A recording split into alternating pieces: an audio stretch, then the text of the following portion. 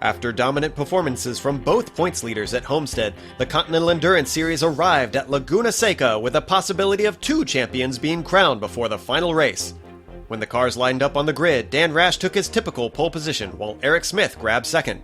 At the drop of the green, Laguna's fearsome reputation put all the drivers on guard, with everyone taking a cautious opening lap.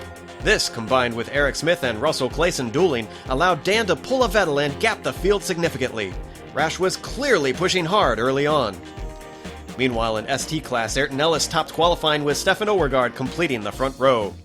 At the start, Overgaard threw his hard work away, and by lap 2, mistakes meant he was down to 10th. Farther back, Chris Moran and David Whammond were the first victims of Turn 6's notoriously difficult boundaries. Up front, the top 3 cars had closed in on each other, but heading into Turn 2, Castro failed to slow up enough for the accordion effect.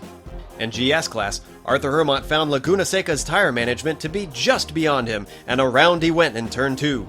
For the MX-5s, the pit entry proved just as tough as the rest of the track, as both Overgaard and Tuominen went nose first into the tires. Maurien's flirtation with Turn 6 went a little too far on lap 22. This bobble gave third to Stevenson.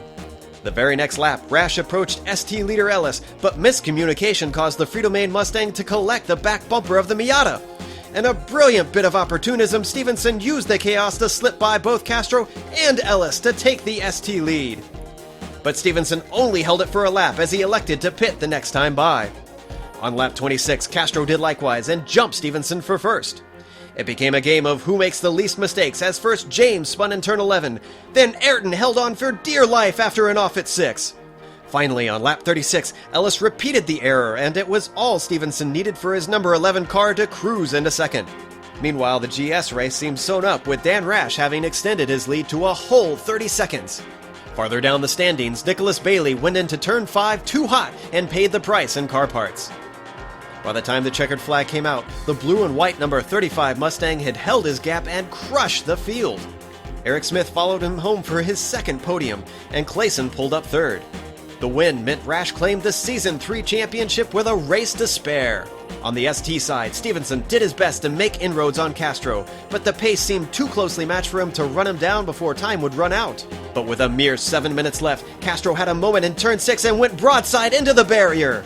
The Aussie duly plucked up first and never looked back.